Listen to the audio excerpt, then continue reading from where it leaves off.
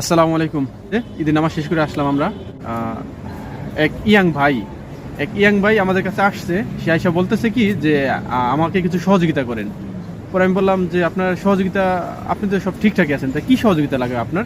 সে বলল যে আমার বাবা মারা গেছে, তো সৌদি আরব পাঠানোর জন্য তার কিছু টাকা প্রয়োজন, এই জন্য আমাকে কিছু সহযোগিতা করেন।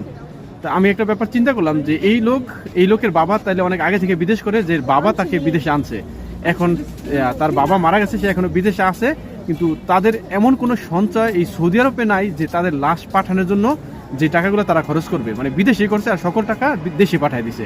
এখন তাদের একটা লাশ পাঠানোর জন্য এই ইয়াং ছেলে কি বলে হাত পাততেছে অথবা ভিক্ষা করতেছে, যেটাই বলেন, যদি ভাষা সুন্দর হইতেছে না, তারপর এটাই সত্য, সে ভিক্ষা করতেছে।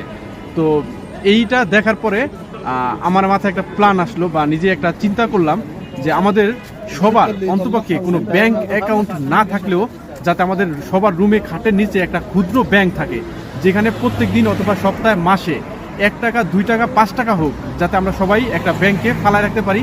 যেই দিন মানে কোনো একদিন যেহেতু বিদেশে আসতে আমরা বিদেশে মারা যেতে পারি, তো দিন হোক, সপ্তাহ হোক, মাসে হোক, এমন একটা টাকা ওইখানে আপনারা রাখবেন যাতে করে আপনি মারা গেলে আপনার জন্য কেউ ভিক্ষা না করা লাগে।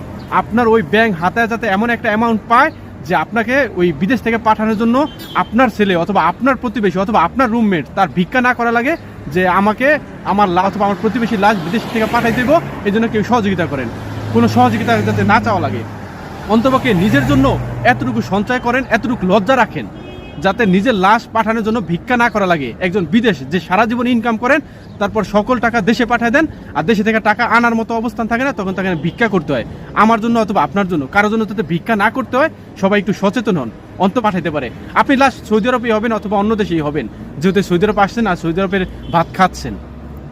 তো সবার প্রতি এই নসিহা রইল, যাতে সবাই একটা অ্যামাউন্ট রাখতে পারেন।